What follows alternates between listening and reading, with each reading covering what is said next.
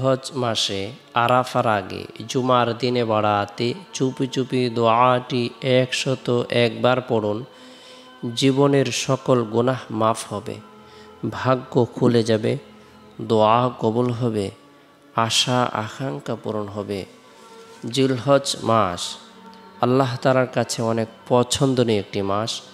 জিলহজ মাস বিশ্ববাসীর জন্য আল্লাহ তাআলার পক্ষ থেকে বিশেষ একটি নিয়ামতপূর্ণ মাস।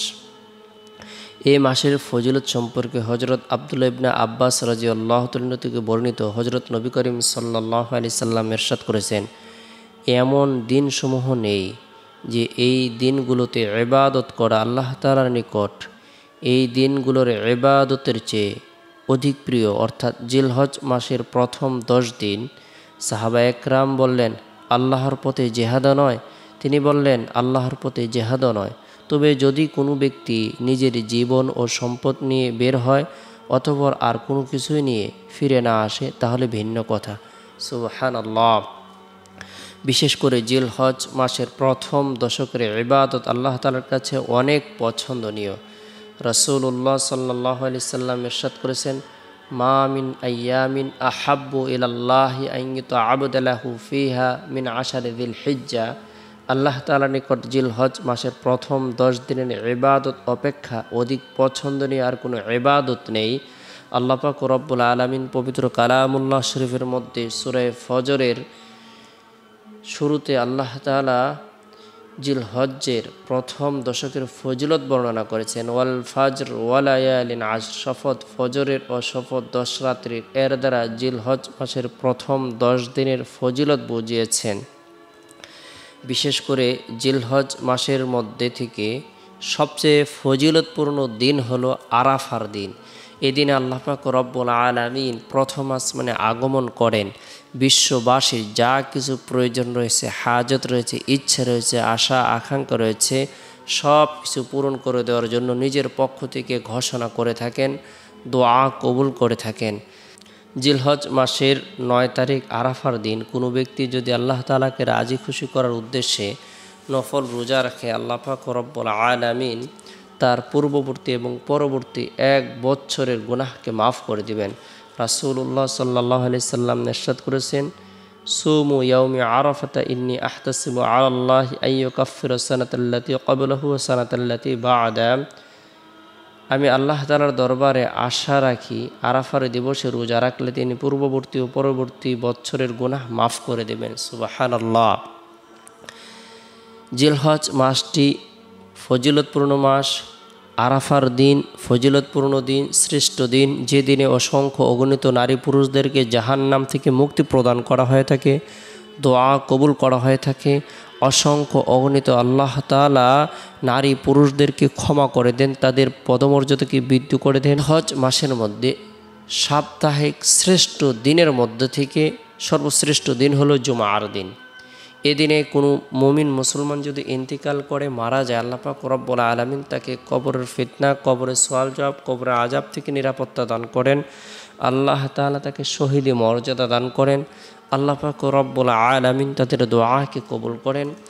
তাই ফজিলতপূর্ণ মাসের দিকে তাকিয়ে, ফজিলতপূর্ণ দিনের দিকে তাকিয়ে আমরা প্রত্যেকে আমাদের সময় সুযোগ অনুপাতে নফল ইবাদত বন্দেগী করব, নফল নামাজ পড়ব, কোরআন তেলাওয়াত করব, জিকির আজকার করব, তাসবিহ তাহলিল পাঠ করব, রব্বুল আলামিনের দরবারে রোনাজারি করব। আল্লাহ পাক রব্বুল আলামিন আমাদের জীবনের সকল ধরনের পেরেশানিকে দূর করে দেবেন, গায়েবী সাহায্য প্রদান করবেন, দোয়াকে কবুল করবেন।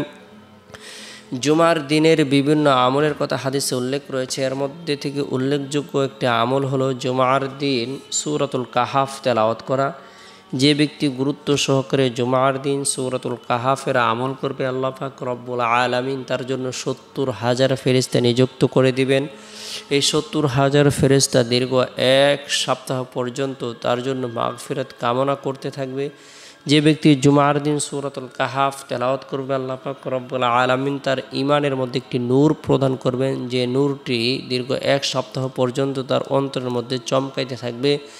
যে ব্যক্তি জুমার দিন সূরাতুল কাহাফ তেলাওয়াত করবে, আল্লাহ তাআলা তাকে দাজ্জালের ভয়াবহ ফিতনা থেকে নিরাপত্তা দান করবেন।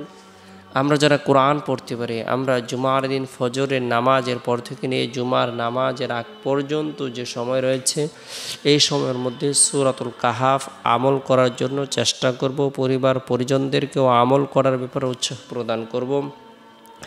এরপরে জুমার দিন জুমার নামাজ সম্পূর্ণ করার পর, মা বোনেরা জোহরের নামাজ সম্পূর্ণ করার পর গুরুত্ব সহকারে বরকতপূর্ণ এবং ফজিলতপূর্ণ এই দোয়াটি আমরা 101 বার চুপি চুপি পাঠ করব।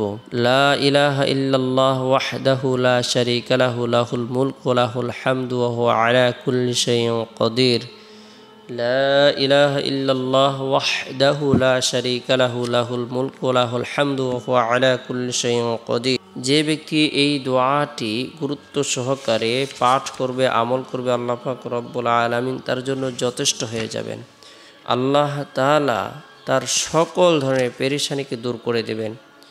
আল্লাহ পাক রব্বুল আলামিন তার ভাগ্যকে পরিবর্তন করে দেবেন।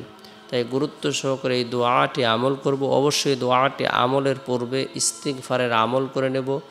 আস্তাগফিরুল্লাহ রব্বি মিন কুল্লি যামবি ওয়া আতুবু ইলাইহি। এরপর রব্বুল আলামিনের দরবারে গুনাহ মাফের উদ্দেশ্যে কাকুতি মিনতি করে রুনাজারি করব, প্রার্থনা করব, দোয়া করব, আল্লাহ তাআলা জীবনের সকল গুনাহকে মাফ করে দিবেন।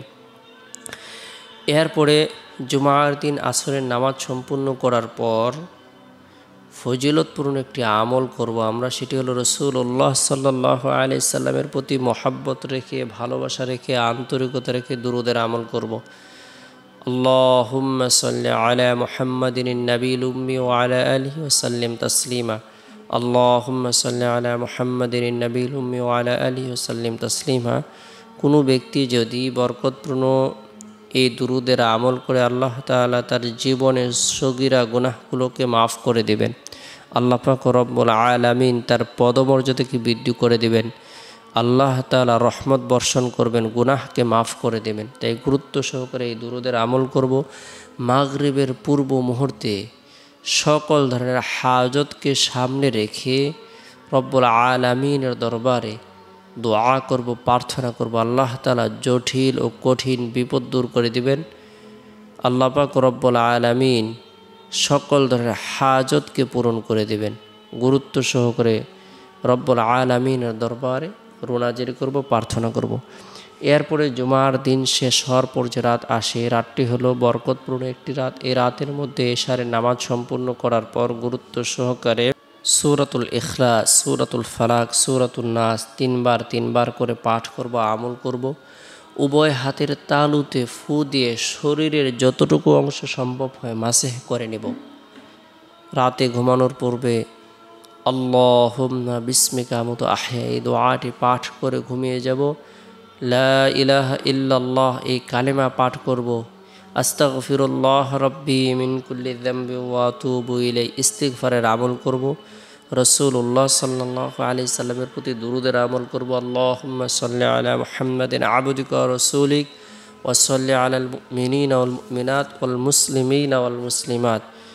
এরপরে যতটুকু সম্ভব হয় আল্লাহ পাক রব্বুল আলামিনকে স্মরণ করতে করতে ঘুমিয়ে যাব। আল্লাহুম্মা বিসমিকা আমুতু আহয়া এই দোয়াটি পাঠ করে ঘুমিয়ে যাব।